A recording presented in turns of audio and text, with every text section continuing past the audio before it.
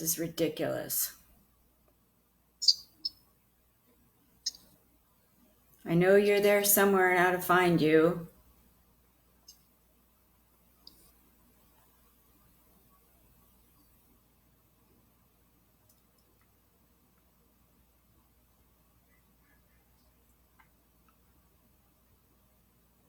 Can you hear me? I can hear you, and something's screwed up again here. God. It just said I was the host. I know. I'm trying to do something to get you on the screen.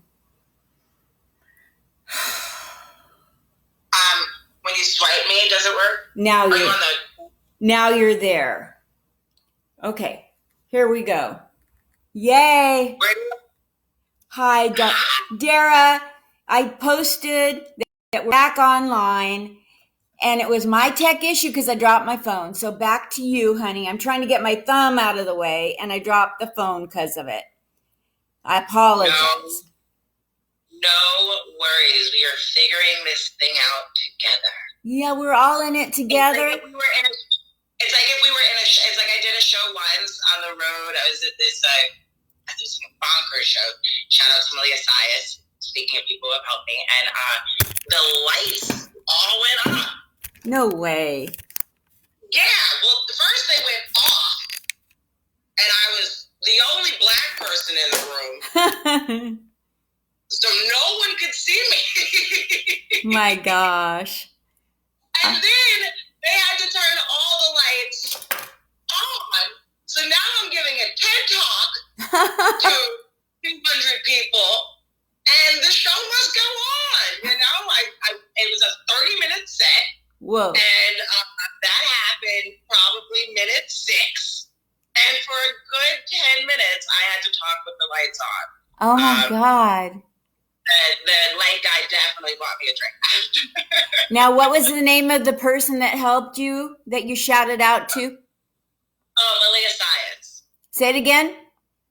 Malia Sias. Got it. Very nice. That's nice that you shout out to her. Good job. Yeah, no, absolutely. I mean, along with there are many people who have helped me, so it makes me nervous to start yelling people out. But I will. But that was just, in the context, I was like, yeah, bonkers, how did I get that? Oh, yeah. So, and she was on, I did a show last night. I've been doing an IG show. I just started it. It's comedians in quarantine drinking anything. Wow, I love it. Yeah, so she was a guest yesterday, so we'll have to have you on. Yeah. Do you have Instagram? Say that again? You have Instagram, right? I'll have to follow you. Yes, I'm on Instagram as Linda Marcus Smith, or comedian Linda Marcus. Yeah. I will find you, and you can drink tea, smoothie, water. I'm drinking water right now. Hydration is key. Yes. I'm old enough that I should be drinking vitamin C, evidently. We all should. Yeah. We all should. Yeah. So tell the people about the level of comedy that you're at.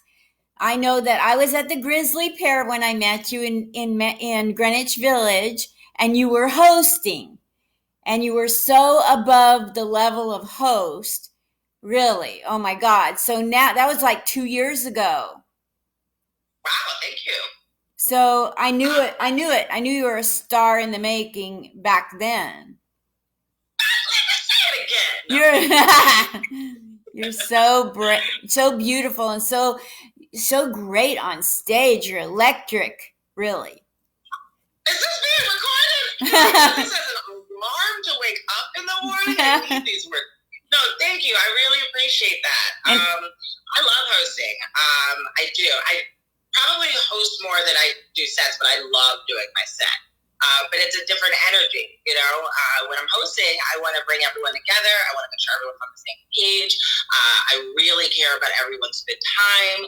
I want to manage the energy in the room and just make sure that we're all kind of, that we came in as individuals, but we get to this kind of group think thing where we all want everyone to have a good time, But when I'm doing my set, I want everyone to have a good time, but you're going to get these jokes.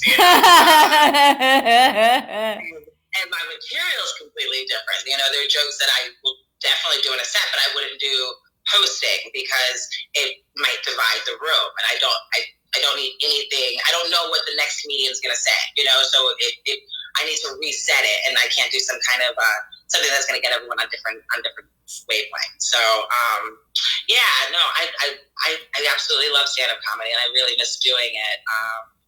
And I hope that people once this pandemic is out and we have clearance to go out in the world, I hope that we do it safely. I hope that we do it responsibly, but I do hope that people come out to comedy clubs again. I know. Oh my gosh, Dara. Yeah, I know Gladys Simon at Comic Strip Live. She's always telling everybody to get to the front and scoot up and squeeze in, and those days might be over. Yeah. My father was kind of the first person to bring it to light. His birthday is on the 14th, and we were going to go out on the 15th. But my show started being canceled the 12th, and I got on the phone with him that morning. I was like, I don't know, I'm uncomfortable. I just don't know if we should get together. And we were supposed to go to the movies, so that just didn't feel like the right thing to do. We're not supposed to be leaving the house. We should be around people. And he said on the phone, he was like, I've been telling people, her job is to go in these dark, dank places and tell jokes, and people everywhere. I don't know that, so I don't really want to see my daughter right now. And I was like, same page, Dad, same page. It's cool. I totally get it. But I think people need comedy. I think people need to laugh right now. And it's hard to figure out balance and trying to figure out what that even looks like.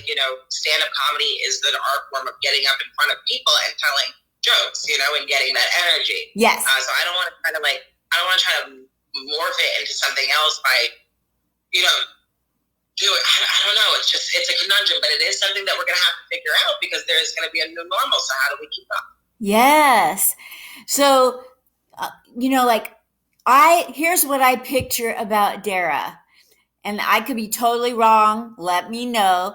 So I assume that you come from a family of a lot of people. I don't see you as an only child. I'm not a clairvoyant. Don't get me wrong. That's my next guest.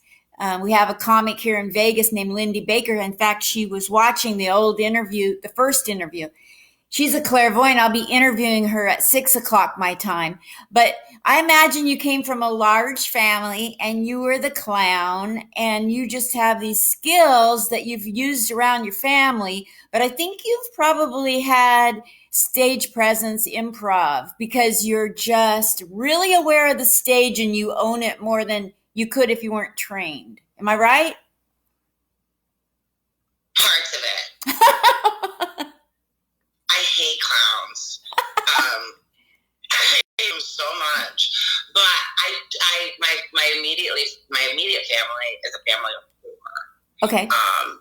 Do have a lot of cousins, but we would only get together, every so often. Yeah. I did use, I remember a Mother's Day for my mom and my grandmoms. Were they both living with us at the time? No, that wasn't possible. But they were both there. And I did a magic show. I did a magic show for them. And I always remember using comedy to deflect things that might have been going on in the home. Yes. Where if I felt like there was some discourse, I was like, let's break this thing up. And I would always get mad when it didn't work. They're still fighting. That was a good one. And I remember watching all these movies. They probably were inappropriate movies, and I would go to my parents' tennis parties, and I would retell these jokes. Yeah. Then I would get in trouble. And I would get in trouble a lot in class because I think that I was a little bit of a class clown, and I would say things out loud, and I spent a lot of time in the principal office as a result. So I think I learned that comedy was bad. Yes. I learned eventually that I shouldn't do these things, and what I just wasn't understanding was time and place. that was a foreign concept to me. So that's why comedy wasn't on the list of things that I thought that I was going to be doing until that date. Yes. So yeah, no, you were kind of there. You were kind of there, but I didn't come from like a big family where it was like I was fighting necessarily for attention. Yeah. I was fighting for better energy. Lovely. My parents survived the Holocaust, and they were out to lunch emotionally because they were still stuck in the camps, and the death and all the destruction. And so my comedy always comes from those moments that I tried to get them to be present. Yeah. Because that's the thing. My family is funny, like all of them. Yeah. The immediate four and all the cousins, like that, the Jemmott family. Yeah. Hilarious. All of them. Every single one of them. Just funny. And so I knowing that those moments, like, there's these moments and these moments. I want more of these, I want to laugh more. I like when we do that together, What's your favorite bit about your funny family? I had a bit about my dad. I've been putting okra juice in my hair, and I told him that, and he said, "Is it to keep the wild things living in it?" Oh, jeez. Oh my God. Oh my gosh. and I don't do this joke anymore. I love this joke, but like people don't think it's funny. Because then I'm like, people think that that's me, but my dad's just armoring me for life, so that when I go out in the streets and people say mean things, I'm like, I don't give a fuck, you ain't my daddy, I love it so much, but people only laugh at the things in my hair. And then, so I took the thing out, but but I kept the part. But it's funny, I don't really talk about my family. I don't know why. I should, which is interesting because once that whole date happened, and long story short, we went in. The point that I want to get to is like my date said. I said to the person, I don't know where I got cut off in the thing, in our last recording, but you asked how I got into comedy. Yeah. And long story short, I was on this date. We were passing the pier. This guy said, come on in. I said, we're going to get my moons. He said, you could bring it in. I jokingly said, well, if we come back, I'm getting on stage. And my date turned to the guy and said, no, she's not. She's not fun. Do you hear me, Linda? Do you hear me? Do you hear me? Oh my God. I internally lost my shit. I said, fuck that. We went to the moons and we came back. And I did not get on stage, but the comedians were attempting that night. My retorts just happened to be funnier than their punchlines, and I kind of didn't realize what I was doing. I was not heckling; they were definitely asking me questions, but I didn't know that they were setting anything up, because I wasn't cognizant of comedy. And my date kind of says, oh, you are funny. And I'm like, I don't care. I don't care about you. I don't care about your thoughts, your feelings. You know me. You don't know my life. You know how funny I am and how funny I'm not. And now I have to go show you and the world how funny I am. So that's how we started comedy. But speaking of family, once I made this decision, we were going to go see my grandfather, and he lives in Kentucky. And my uncle and my dad and I would go out and see my grandfather yearly, at least once or twice a year.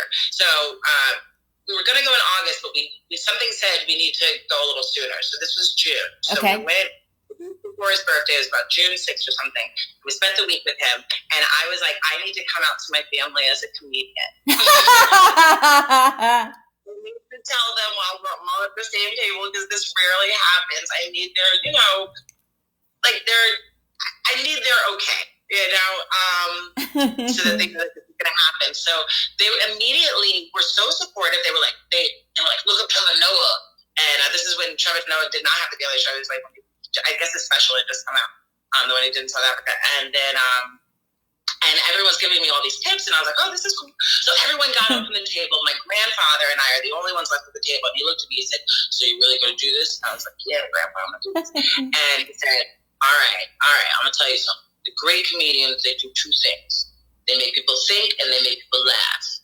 And it's their job to make them laugh at what you're making them think about. Wow. And I was, oh, man. He said, now go out and be great. Go kick ass. Oh. I said, thanks, Grandpa, thanks, I will. And then he died a week later. Oh, my God. And I was like, damn, now I really got to become a comedian. Wow. Now I really have to get on stage because I can't have this, great advice that Grandpa gave me. He died with, that conversation. So it was September later that year. I had been telling everyone that I wanted to do stand-up comedy. There was a bartender, his name was Vince. He had a show. He let me bark for a spot at this Italian restaurant on 1st and 6th. And my friend Quinn came, and that was my first time doing it. And I was like, yeah, no, this is it. Wow. This is what we do. So yeah. How many years have you been on stage? I didn't hear that earlier. 2014. That was all in 2014. Same with me. Really? Yeah, but I learned slower because I have a brain injury. That's been my excuse. Yeah. Well, you were very spot on. Also, I've been performing since I was 3. I started dancing when I was 3 years old. Okay. I started acting when I was 6. So my favorite thing was I got a call back for the girl in Brooklyn. The What? joint. What? Yeah. Could have been me, but it wasn't. Oh, wow. So close. Yeah, so close. But I did get 2 voiceover gigs. No way. Yeah, I did. One of my favorite things about the voiceover gigs is it was a PBS commercial, and it was these hands on a computer. Yeah. And there were 2 sets of hands, and I didn't see any black hands. I looked at the guy and I was like, well, where are my hands? And he was like, dude, those are your hands. I was like, but those hands don't look like mine. And I don't know what they said to just have me do the take. I don't know, but they got the take that they needed. And it wasn't until years later that I realized I beat out all the white girls for that role. Oh. All right, then I'm gonna make that money. That is so cool. Oh my God, that's great. It takes a while sometimes we don't see things as a positive till later on. It's true. I didn't even see it as a negative. I was just confused. Yeah. I didn't even, it wasn't like, why aren't, it was why, if this is my voice, why don't those hands look like mine? Yeah. It was just this childlike confusion, I was like 9, 10, I don't know. Yeah. It was just like, what's happening? So it wasn't even like I thought it was a bad thing, but when I thought about it years later, I was like, oh, no, that's great. Wow. I have a very universal voice, apparently. Sounds like at the age of 9, you should have been a casting director.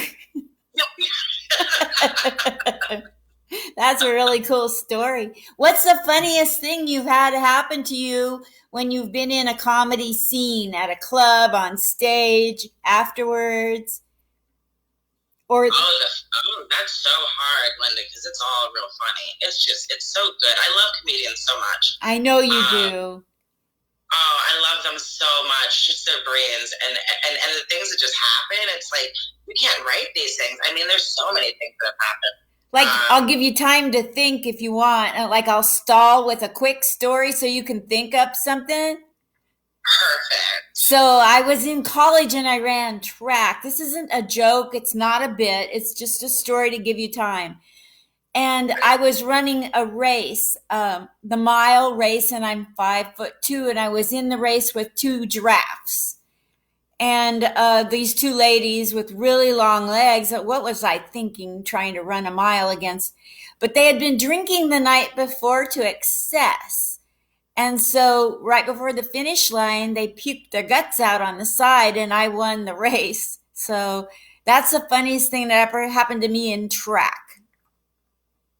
Oh man, you ran track. I ran track too. Did you? What were your events? Oh, okay. So I did the 4x1, 4x2. I really should have done hurdles, but what I love doing. Oh, and then the 4x4, which love it. That is. I used to throw after each of those. You know how you had to like train and do the 800 in order to do the 4? Yep. Every time I did the 8, I threw up, and sometimes I wouldn't eat before the races, and you know the 4x4 is always at the end, which is stupid. So I would have this like milkshake, which was kind of like a Nutriment, but it wasn't because I made it at home. It was just ice, milk, and vanilla extract. It was stupid. That's all I was. So I was puking that at the end. So I'm with you, Linda. I am with you. But I love the field events. I would do long jump, triple jump. But my baby was high jump. Shout out to Gerald Porter and Coach Lovelace. I love high jump. No way. And what I would get really into it, and sometimes I would miss the mat. And there's what a sobering sound of hearing an entire stadium of people go when you hit the ground. Oh no. Oh. Hit the standard down, huge gashes in my leg. Yeah, it's a thing. I love track. But yeah, so I was supposed to answer a question about the funniest thing in comedy. Yeah. Dog days, and I love my dog days. What's the funniest thing maybe a heckler said that you've heard? They can be funny. Hecklers are funny. I've taken some hecklers' comments and added tags to my jokes. So I'm not mad at all hecklers. I'm really not. They don't know what they do. Oh, some of them just need a hug and attention. Yeah. Bushwick, one of my jokes. Yeah, someone yelled out Bushwick, and it's a gentrified vagina joke. I'm not gonna say it, but but yeah, she screamed out Bushwick, and I was like, I'm taking that. Yes. Hecklers. I've actually, most of my hecklers have actually come up and apologized. Wow. At the end. Yeah. That's a cool moment. Yeah, because I try to treat them with kids. I don't want to go off on anyone too hard on stage because people didn't come there for that, you know. So it's like, how do we still make this fun? You know? Yes. So I appreciate the private apology, but I'm gonna need you hecklers. Yes. I think I probably have a soft spot for hecklers because I remember my prom. I think I was a heckler at that show. I can own that because I'm sitting in the back and I was like, why would the comedian even know that I was there? Because you made yourself known. Okay? And I had this low-cut dress on and I was serving sexy sternum, okay, comedian? Man, I wish I knew who he was too. She was like, shut up, you look like you have breast cancer in the back. I couldn't say. I still don't know what that means. I think it just, I don't know. It was very mean. It was sensitive, but everyone laughed. And so I think, I'm a reformed heckler and I can own it, Linda. Okay, I have a confession to tell you about a heckling scenario. So are you ready? Are you ready for me to get real? Yes, let's get real. That's what we've been doing, Linda. That's the only way that we are.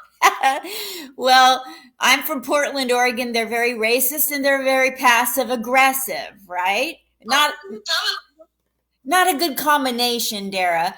And, like if you're going to be racist, be racist. Don't be passive aggressive. And they don't even know how to do it good, and so I'm on stage and I'm calling them on their racism because historically, that's how I started off. I go, I come from a really racist town. I don't know if you've heard of it, Portland, Oregon, and they laughed and then their sphincters tightened up. And I go, oh, yeah, right. Just like, it would be just like you white people to tighten up now, go with me on this. I got stats. You want to turn this into a freaking TED Talk? I can do this thing, right? Like, oh, no, you don't, bitches. And then I said, and then I had the audacity to say, the only good thing that ever did come out of Oregon was the Michael Jackson movie, that Free Willy was filmed at the ocean, right? So we can't, Tanya Harding, she is not something to brag about, but the Free Willy. And, I can't help it if later in his career he decided to free his own Willy. It's not my fault. Don't blame me. I got off the stage. I got away with it on stage to that point. And then this guy that I really believe is like a white supremacist got up after me and flipped the script on me. And he said, well, I didn't know we were going to have white racist grandma. And the place erupted with laughter, like they were agreeing with him, which wasn't, it taught me a big lesson. I still like the Michael Jackson joke, but I don't tell it anymore because I'm not a person of color. But I think it is a cleverly crafted joke about the scenario, but I'm going to pick on white people that made it big and fell from grace, not black people that fell from grace. You know what I mean? Like, yeah. It was insensitive. Yeah, because I guess it gets convoluted, because you're out there doing the Lord's work, Linda. So we want the people to be left with that. Yes. Yes. Yeah. Do you want my Michael Jackson joke? I got an Oprah one too. No, I love Michael Jackson so much. Me too. I know it's a controversial thing to say out loud, but I own it. I also love Cardi B. Don't have me. I love Michael Jackson, and it wasn't my intent in any way. It was just a play on words, and I was at that level in my career where, God, it's a pun. It's a play on words, like I didn't know I was throwing Michael Jackson and all the people of color under the bus for a laugh, but when it flipped on me, I got it. Yeah. And sometimes it takes something to kind of reevaluate, but that doesn't mean that the intention that you had was there, but I'm glad that you took it out because you realized something, but it doesn't mean that you can't do the first part of that joke, Yeah. I think it's like putting a lot of cream in a really good coffee, Yes. Oh, look at those looks. Have you ever done modeling with those eyes of yours? Oh, Linda, I need to talk to you every day. I can see you as like on a treadmill, making the Peloton bicycle more interesting. You can see me on a treadmill? I would, if you're not clairvoyant. No. If you were selling the Peloton bicycle, if it was $2,000, I'd buy it. I am gonna send Peloton this Zoom meeting and and I'm going to put on some leggings and take some photos like that. Okay, yes. There we go. What's it like? What part of New York do you live in? I live in Brooklyn. Okay, like what part of Brooklyn? That's my last. Oh, Crown Heights. Oh, Crown Heights. Awesome. So what's it like in your neighborhood these last couple of weeks? It's slowing down, which is crazy to say, but people are still they're still outside, which I feel like Pearl from 227. I'm just what is that in your hand? What is that, a soda pop? That's not essential. That's not essential. That is not essential. Like, I'm judging. We're all turning into little Nazis. Wear your mask, baby. You don't got a mask on. That's me all day. I'm looking outside the window. Yeah. Is there anything that you'd like to say to the people about comedy or life in this crazy time we're going through? I would like to say, if I find anything find the things that bring you joy right now. Yeah. And really sit still with yourself. And I think that that's the problem. A lot of people don't want to sit still with themselves, but this is the time to do it. And do things that make you happy and be very mindful of your energy. There are certain people I can't talk to right now because I take on their things and my things. We're in a pandemic, everyone's going through something. You know? So your pre-problems are not a problem right now. Okay, we can talk about all that after. We'll have enough to talk about, and I won't want to hear Corona for the rest of my life, which I know I will only hear forever. So, just mind your energy. Make sure that you put yourself and your family and the people that you love first. Do things that bring you joy. Find things that bring you joy. Discover new things that bring you joy. Wash your fucking hands. Don't hoard all the TP. Just use less squares. And we're gonna be all right. Have you come up with any good jokes? With all this time in our rooms, have you come up with new bits that have nothing to do with the virus? I've been writing down ideas. I've been trying to go back to like old mics and things and revisiting that. The only thing is I'm not sure what will be funny after this. Yes. So I'm just letting the words come, and then we'll figure out what they look like on stage. But I have been doing more trying to build characters. I have adult story time with Auntie Rona. Nice. So I'm gonna do a few more of those. I've been sending videos for just projects that are gonna be chopped up, and then I've been posting those videos out.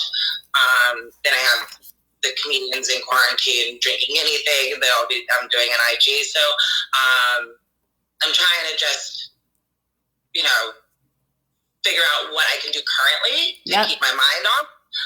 But at the same time, being very mindful that I'm also a human being and I need to make sure that my brain and my psyche are going to be okay. Exactly.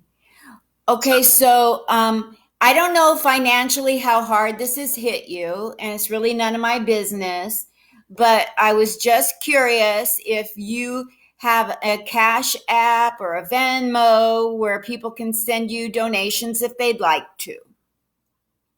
Oh, that's so nice, Linda. I do. I am Venmo. I am Dara, Dara-Jemmott, Jemmott, and it's a picture of sideways trees. Okay. And I just opened a Cash App, and that should be that $sign thing, and it should just be Dara Jemmott. Same spelling. Okay. Thank you for asking that. Yeah, this is everything I do requires people. I teach improv, I teach stand-up to kids in schools that are closed, and work in a toy store that is closed, and I do comedy that. Wow. You teach comedy to school children? Yes, through Stand Up Girls. Now, what's Stand Up Girls? Stand Up Girls, it's an organization. Shout out to Holly Weiss and Nancy Tupper and Sumi Costa. There's a word. I'm sorry, I'm not going to name everybody, but I've been working with charter schools and teaching girls stand up. And they have a show, and it's been at Brooklyn House of Comedy. Shout out to Joanna Riley, another person that's helped tremendously. And yeah, it's such a joy. Like, I don't have kids, but I am a stage mom at that show. Oh, it's good. Those are my little babies. So yeah, and then I've been teaching improv through Little Humans Big Dreams, which is an organization that my friend Bill started, and we were teaching at Children of Promise, which is an organization in Brooklyn that helps kids whose parents are incarcerated. So, wow. You were awesome. I didn't know that. I'm so glad you got that out. That's amazing. So yeah, it's important. Yeah. It's important for these kids to have the tools that we have as comedians. It's important for people to have it. I think that improv is really important because we're all improving life. There's no manual, there's no script. So how can you be with people? And it's important for kids to kind of get that early. Yeah. And then you create this world where they get to live in guess. Like, what? Yes, they live in this world of no. Can I stay up late? No. Can I have to get ice cream? No. Can I get a dog? No. Yeah. So what is it like where you're just supported? So yeah, I think improv is really important. I think they should teach parents to improv so that when the child says, "Can I stay up late?" the parent will say yes, and you can have a candy bar. Exactly. Rules in the house. Yes, and mommy. Yes, and. You're so amazing. Oh, I'm so glad you got to talk and tell me about your life. I feel like I know you so much. I'm so much luckier than people who haven't been able to get this out of you and talk to you. Oh my gosh. I know. Thank you for asking all the great questions. I mean, I got to talk about track and goodness, my prom story. Yeah. I really wish I knew who that guy was. But yeah, no, this has been absolutely great. I did want to, you asked people who have helped me, and I do want to try to make a list. Okay. Can I do that? Yes, please. Okay, so I did Joanna Briley. There's Dave Lester and everyone at Sets in the City. He's been incredible. Kenny Warren and Gabe Dorado and every single person who's touched the stage at the Grizzly Pear. I love you so much. Everyone at Brooklyn House of Comedy who helped support it, and Wednesday Comedy Workout, which is the mic that we've been doing there for 3 years. Every single comedian that has come there, thank you for having it be one of the top rated mics on freemics.com. Who else? DF Sweedler over at Comic Strip. Thanks for helping me get the top 5 together. My tight 5. Thank you very much. Who else? Goodness. So this is why I don't like making lists, because then I get nervous that I'm going to forget people. Linda, Marcus Smith for having me, and getting another platform, and Helene for introducing us. And yeah, there are really a lot of people who, Lois Thompson, Onika McLean. I mean, there are really a lot of people who have helped me. So I do get nervous when I have to make a list, but those are the ones that came to the top of the brain. But really, anyone who has come to a show, anyone who has said, hey, I think what you're doing is great, every like, every share is much appreciated. So it really would be impossible to name everyone. So thank you. Thank you. Awesome. That's so cool. So where do people follow you? You have Instagram and Facebook. Are those the 2 major places to follow Dara Jemmott? Dara Jemmott? Yes. Facebook, Dara Jemmott, and then Instagram I have a few pages. There's Chocolate Gem. Nice. Jem, chocolate, and then Jem, and then there's Dara Jemmott Comedy, which has one really solid picture, but there's more coming. And then there's I also have a podcast, Comedians for Hire. So there's a Comedians for Hire page as well. And you can get that on iTunes and Spotify and Google Play. Comedians for Hire. Yes, Comedians for Hire podcast, and I do that with Brandy Thomas. Nice. Awesome. You're such a go-getter. Oh my gosh. All my very best to you, my dear. And Thank you, Linda. Stay safe and keep the love that you spread, because when I first saw you, you were the first person I saw on stage. So I would have been 4 years into comedy, and then I saw you on stage, and I saw something electric that I wanted a part of. I wanted to figure out, what were you, not the words, not the bits, what were you doing that made you, well, you're hysterically funny, but you do so much on stage, and I wanted to be that likable and that fluid on stage. When I saw you, I was like, oh my God. Oh, wow. Yeah, you have that magnetic, I want to say just magnet. I don't know what to call you. You're in a class all your own. Linda. Yeah. Thank you. That's it, girl. Thank you. I'm seriously going to make this my alarm. So thank you very much. Thank you. Have a great day. Tell everybody I know. Tell Kenny Warren from Portland, Oregon, that he missed getting to know me when I was in New York. It's about time he gets to Vegas. I'm in Vegas now. Well, yeah, you invite him to do a chat. Yeah, I will. And you come to Vegas as soon as they let us out of our bedrooms, okay? Oh my goodness, as soon as I get clearance, I want to go all over. Yes. So yeah, I will definitely come to Vegas. I'll definitely come see you. You stay safe, okay? I will. Thank you so much for the interview. Bye. Love you. Love you lots. Thank you. Bye. Love you. Thank you so much. Bye. Bye. Oops.